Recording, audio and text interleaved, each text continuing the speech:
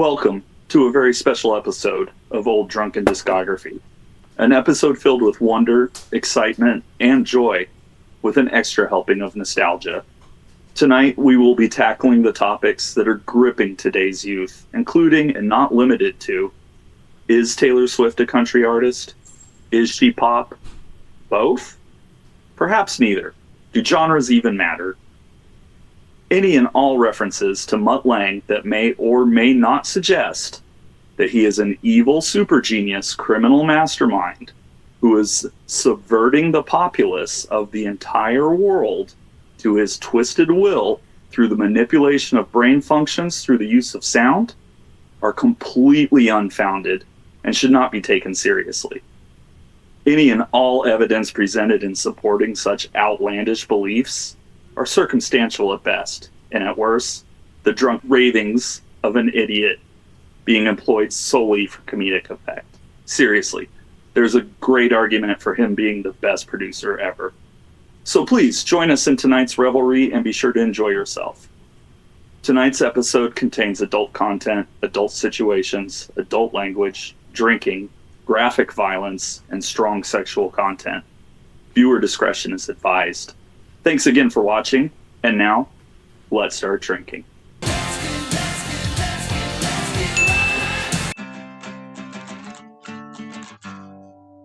Greetings and welcome to Old Drunken Discography, where old friends and fans come together to BS, argue, occasionally agree, and discuss a musical artist.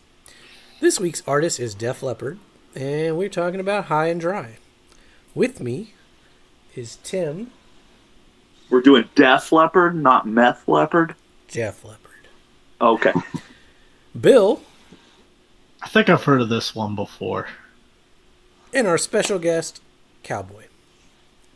Howdy, howdy.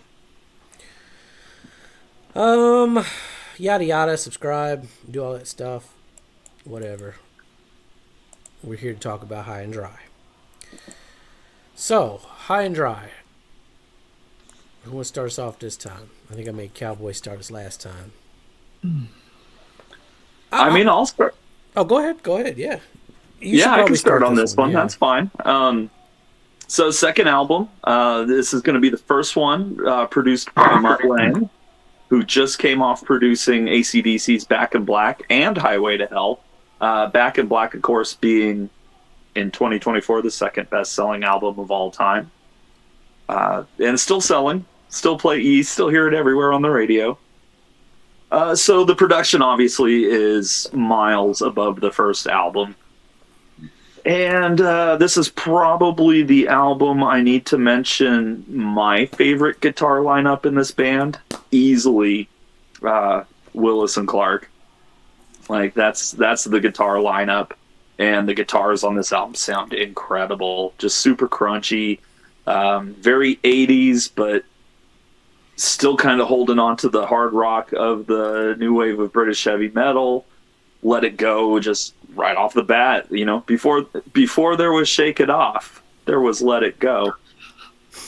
Yeah, I don't know, man. Like the big hit, you might know the cover of the Mariah Carey song "Bringing on the Heartbreak." That's on here, and it's pretty good. Yeah, there's a lot of really cool stuff here. There's a bonus track called "Me and My Wine" that I guess was released on a single and not on the album proper. I'm doing just fine with me and my wine. Yep. It's a rad song. Yeah. Mirror Mirror's great. The title track, Saturday Night, is awesome. Another hit and run. Switch 625 is an instrumental, but it just rips. Like, just put it on and turn it up. It's a really good album. Really good. And they pulled the ultimate Zeppelin move here, and throw Houses of the Holy on physical graffiti with a song called "On Through the Night." Yeah, that's a trend that we've seen quite a few times on this show since we started doing this. It's weird. Yeah.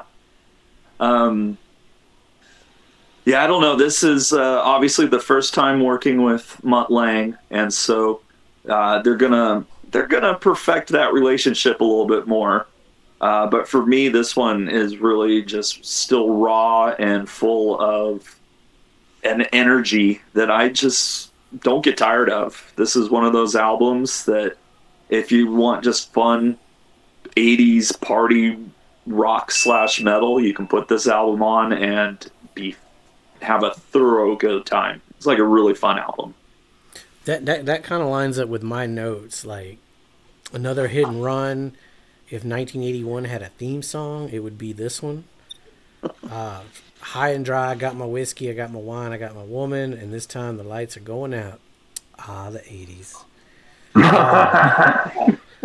Bringing on the heartbreak. I mean, it's a classic. I've heard it a million damn times. The switch at the taking on the best of me section is still pretty cool. And the chorus packs a punch due to Joe's delivery. Switch 65. And that one note bend they do on the guitar gets me every time. Yeah. You got me running. You're starting to get more of that poppier, what they're going to be coming here, starting with. Lady Strange is a rocker. I really like the verses. On Through the Night. Yeah, my notes mention the weird trend of naming a song one album later. Mirror Mirror, really cool bass, cool chorus. I think Rick carries that song. Savage. Yeah. Not Alan, but Savage. Yeah, Savage on this one. Okay. The production is much better. You got old Mutt Lange doing this one. It's a very transitional record. I think it's you can see what's coming around the corner. It's got a few great, some highlights. I liked High and Dry. So, I'm going to piggyback off of that because everything I got is basically matching cut, copy, paste from you two. This album, I feel like, is where they really start. It's always interesting watching a band throughout its early albums. They're trying to figure out what they want to sound like, what they want to be identified with, how they want to present everything.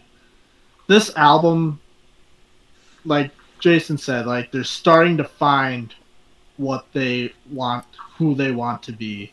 Well, a thing different, I'll say, Bringing On the Heartbreak. Yeah, it was probably overplayed back then. It's played a decent amount now. It's still a damn good song. If you grew up with Cowboy, it was overplayed.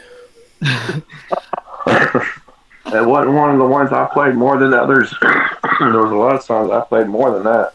Yeah, we'll get to those. Yeah.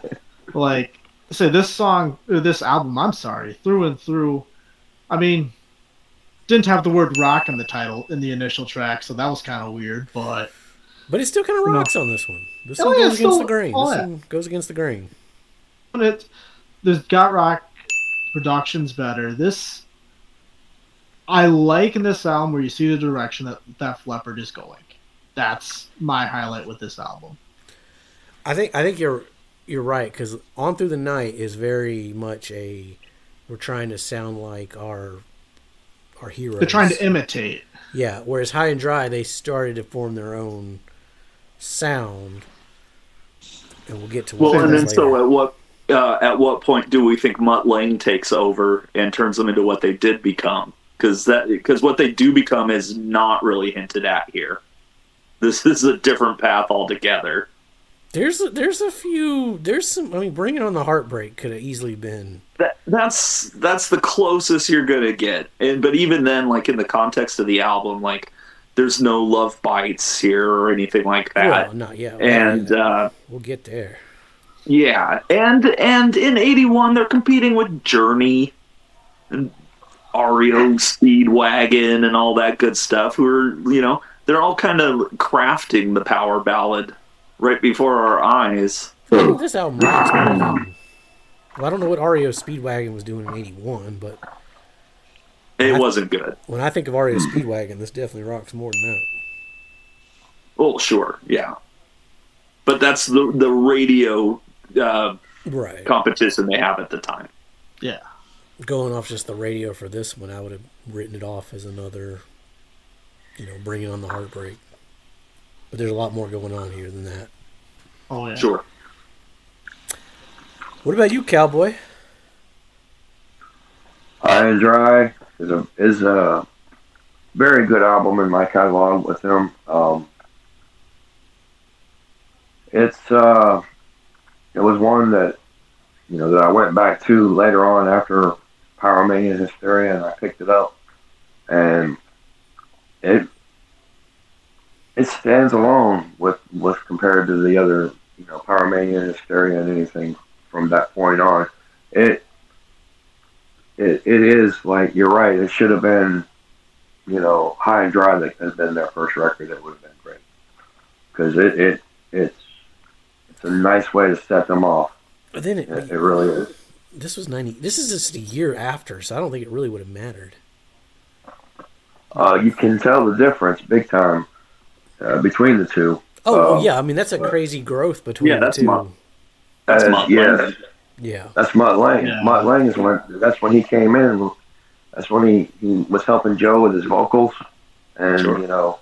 he broke Joe with he's like you can go higher, and there was a lot of fights in the studio, a lot of drumsticks being thrown and guitars being slammed on the ground, but he pushed them. He pushed he got the got him to sing in a way that he never thought he could, and that's one thing I can say about Joe Elliott. He can hit. Def Leppard is a rock band that can sing. I mean, they really know how to harmonize well.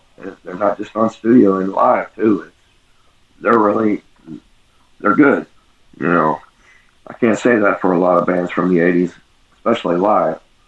That suck live, But Def Leppard really is good. And High and Dry, it's just one of those albums I like to listen to from the beginning to the end. I don't skip around on it. It's like it tells a story for me every time. I will say I'm not a fan of the album art. Yeah, the album art's. If it was Yeah. like the full picture, like get rid of the black and white guys staring up, then Yeah. it would have been pretty cool. Yeah. But that's just Yeah, Switch 625, that's an awesome instrumental. Like, the way they did the guitars is beautiful. yeah. There was some like pretty good harmonies on that, or harmonics and shit. Yes. Yes. All right. Does anybody have anything else to add about High and Dry before we rank it? No, I think that's a good summary. I think we all can see what's coming here, though. I don't know. Will first album bias? Will it prevail? Well, I'll spoiler alert. It's gonna move up into my number one currently. All right, Bill is moving up. First album bias, no more. But then again, I've never been one for following first album bias, so. No, you shat on the Unraveling. Time out. Hey, we all have our moments here. That's true. That is true. Yeah. Actually, I think Tim and I basically had Unraveling at the exact same point at the end of it all. I think I did. Yeah. Well, and we're going to be exactly the same here too. High and Dry is going to move into my number one.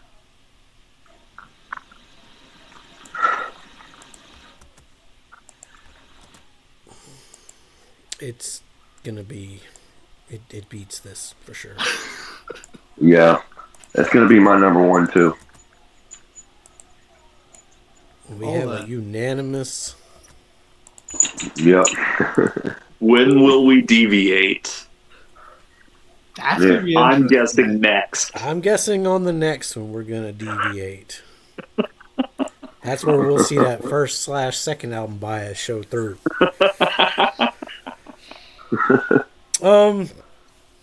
Yeah, real quick because we didn't touch on it, but I'm sorry. Hashtag save is it art. We got to talk about this album cover real quick.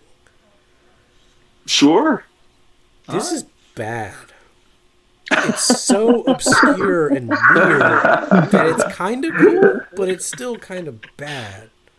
You know, though, that if you were hanging out at a Stuckey's and you saw this on the tape carousel, you would pick it up in a heartbeat. Yes. Yes. Yeah, I probably would. Yeah. I would be expecting like some Bob Seger type sound Sure. coming from it, but instead you get the Rock Brigade. sorry, I just wanted to touch on that. I didn't want to let that one slip by. Yeah. Okay. Yeah. All right, well, up next we're going to be talking about Pyromania. That I've heard that's a big one. Pyromania. Yeah, I can Definitely. actually show off I think it was mildly popular. 1983. Might have heard of it.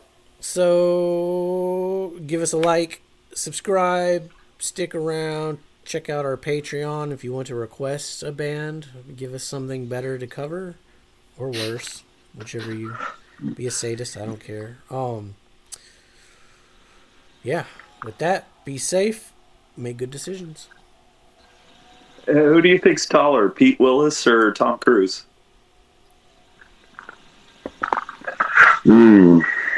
Pete Willis. Yeah, I'm going to keep all that. Taking